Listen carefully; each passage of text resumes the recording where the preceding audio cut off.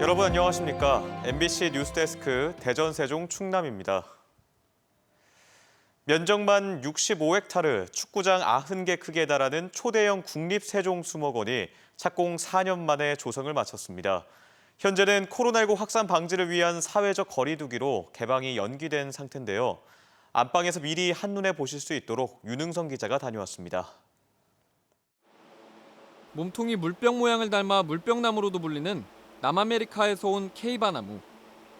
지중해 기후에서 볼 수 있는 식물 200여 종이 지중해에 위치한 스페인 아람브라 궁전을 본뜬 건축물과 어우러져 낭만적 풍경을 연출합니다. 바로 옆 열대온실에서는 마치 동남아의 울창한 숲속에 들어온 듯 숲풀과 폭포수가 자리에 있습니다. 국립세종수목원이 4년에 걸친 공사를 마치고 모습을 드러냈습니다. 총 공사비 1,518억 원을 들여 65헥타르, 축구장 90개에 달하는 규모로 조성된 세종수목원은 상공에서 촬영해도 한눈에 담지 못할 정도로 광활합니다. 우리 역사상 가장 아름다운 궁중정원인 창덕궁 후원을 재현한 정원이 눈길을 사로잡고 식탁 위에 오르는 식물이 가득한 생활정원에선 직접 파종해 기르고 수확한 식용식물로 요리까지 만들어 볼 수 있습니다. 우리나라도 오랜 어떤 식물과 또 정원을 만든 역사가 있는데 그런 히스토리와 또 그런 어떤 과정들을 국민들께도 소개해드리고 경기도 포천 광릉수목원과 경북 봉화 백두대간 수목원에 이어 국내 세 번째로 조성된 국립수목원으로 다른 국립수목원과 달리 도심 한가운데 위치한 게 특징입니다. 관람 코스도 짧게는 1시간짜리 1.8km 구간부터 최대 3km에 이르는 3시간 코스까지 다양합니다. 접근성이 좋기 때문에 도시민들과 지속적으로 어떤 교류하고 소통하는 여러 가지 이제 전시, 체험, 행사 이런 것들을 연중 끊임없이 할. 개장 준비는 마쳤지만 코로나19 확산으로 방문객 맞이가 잠정 연기된 국립세종수목원은 이르면 이달 중순 일반에 선보일 예정입니다. MBC 뉴스 윤웅성입니다. 세계 5대 갯벌로 꼽히는 가로림만은 점박이 물범과 흰발 농개 등 국가 보호종들이 다량 서식해 전 세계적으로도 중요한 해양 생태계의 보고로 주목받고 있습니다. 서해의 보물 가로림만을 국가 해양 정원으로 지정해 천혜의 자원을 보존하고 관광 자원으로 육성하자는 여론 또한 커지고 있는데요. 대전 MBC는 가로림만의 생태계적 중요성과 국가 해양 정원 지정의 필요성을 짚어보는 기획 보도를 마련했습니다. 조영찬 기자입니다. 서산과 태안에 걸쳐 남북으로 길게 뻗어 있는 가로림만. 멸종위기종 점박이 물범이 소규모로 무리지어 유유히 헤엄칩니다. 사람 키만한 물범들이 해안과 가까운 모래 둔덕에서 몸을 말리며 일광욕을 즐기는 모습도 관측됐습니다. 봄, 여름에 가로림만에서 먹이 활동을 하다 산란기인 가을, 겨울엔 중국 발해만을 갔다 오는데 우리나라에서는 백령도와 가로림만에서만 볼 수 있는 희귀종입니다.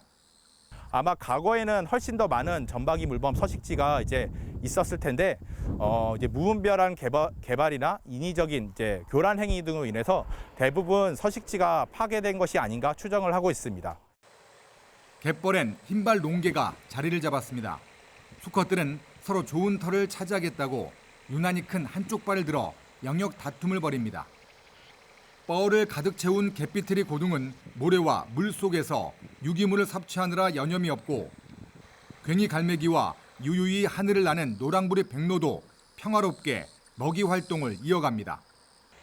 420여 종의 해양 생물이 서식하고 점박이 물범과 상괭이, 저어새 등 10종의 국가 보호종이 서식하는 가로림만. 유기물을 섭취하는 저서 생물부터 최상위 포식자인 포유류까지 보존 가치가 높은 희귀종들이 다양하게 분포돼 해양 생태계 보고로 주목받고 있습니다. 남북으로 열려 있으면서 호리병 모양으로 내륙으로 깊숙이 벌려져 있는 만입니다. 그러다 보니 갯벌 수위가 낮고요. 그래서 해양 생물들이 여기에 유치원처럼 자라고 성장하는 공간입니다.